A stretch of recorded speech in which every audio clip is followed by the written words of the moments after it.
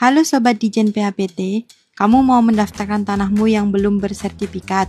Gimana sih prosesnya? Kamu bisa mengajukan permohonan hak atas tanah melalui kegiatan pendaftaran pertama kali untuk konversi, pengakuan, dan penegasan hak. Apa bedanya ya? Atas bidang tanah yang alat bukti tertulisnya lengkap dan alat bukti tertulisnya tidak lengkap, tetapi ada keterangan saksi maupun pernyataan yang bersangkutan, ditegaskan konversinya menjadi hak atas tanah. Atas bidang tanah yang alat bukti kepemilikannya tidak ada, tetapi telah dibuktikan kenyataan penguasaan fisiknya selama 20 tahun, diakui haknya sebagai hak atas tanah. Lalu, bagaimana prosesnya? Pemohon datang ke kantor pertanahan untuk menyerahkan berkas permohonan yang berisi dokumen persyaratan permohonan sesuai ketentuan yang berlaku.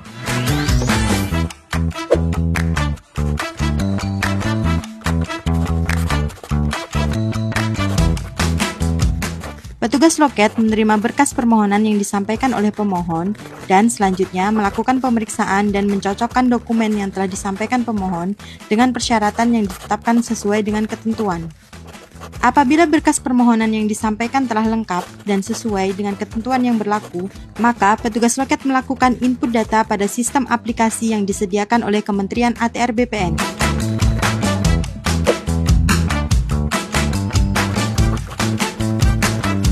Setelah berkas permohonan dinyatakan lengkap, petugas loket menerbitkan surat perintah setor sebagai dasar pemohon melakukan pembayaran PNBP untuk layanan pertanahan.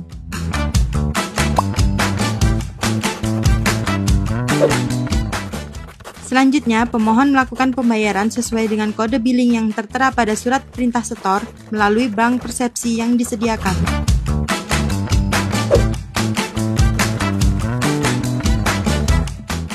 Perlu diingat bahwa PNBP yang disetorkan masyarakat melalui bank persepsi langsung kepada pemerintah. Pemohon harus mewaspadai apabila ada permintaan pembayaran layanan pertanahan yang ditujukan kepada rekening pribadi.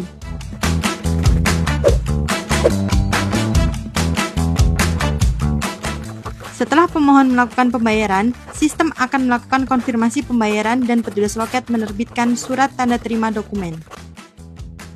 Surat tanda terima dokumen ini merupakan dokumen resmi kegiatan pendaftaran tanah yang diterbitkan kantor pertanahan sebagai bukti bahwa berkas permohonan telah diterima oleh kantor pertanahan yang berisi nomor berkas permohonan yang dapat digunakan untuk pelacakan posisi permohonan yang telah diajukan.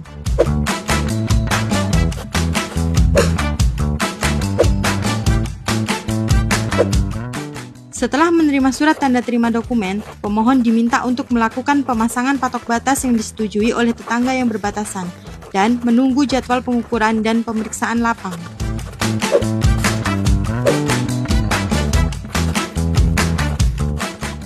Berkas yang telah diterima dilakukan analisa lebih lanjut untuk persiapan kegiatan pengumpulan data fisik berupa pengukuran serta pengumpulan dan penelitian data yuridis berupa pemeriksaan lapang. Selanjutnya, petugas kantor pertanahan akan menjadwalkan kegiatan dimaksud serta memberitahukan kepada pemohon. Petugas kantor pertanahan datang ke lokasi bidang tanah untuk melakukan kegiatan pengumpulan data fisik serta pengumpulan dan penelitian data yuridis.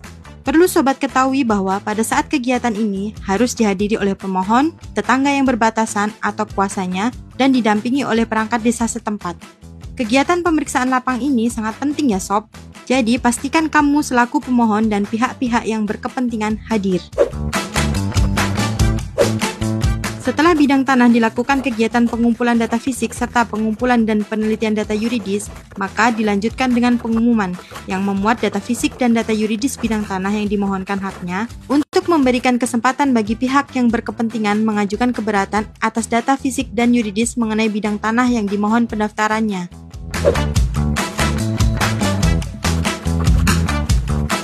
Apabila ada keberatan saat pengumuman data fisik dan data yuridis, maka akan dilakukan penyelesaian terlebih dahulu sebelum dilaksanakan kegiatan penegasan konversi dan pengakuan hak.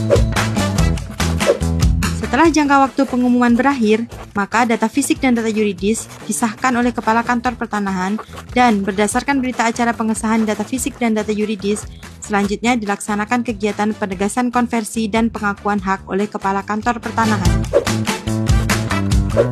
Berdasarkan alat bukti baru yang diajukan oleh pemohon dan kegiatan penegasan konversi dan pengakuan hak, maka hak-hak atas tanah dibukukan dalam buku tanah.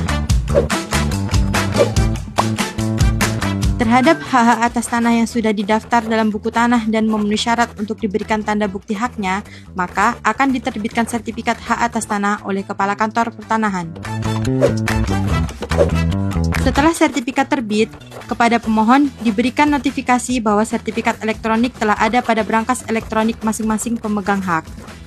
Dan apabila pemegang hak ingin mendapatkan salinan resmi sertifikat elektronik yang dicetak dalam secure paper, maka kepada pemegang hak akan diberikan salinan resmi sertifikat elektronik tersebut.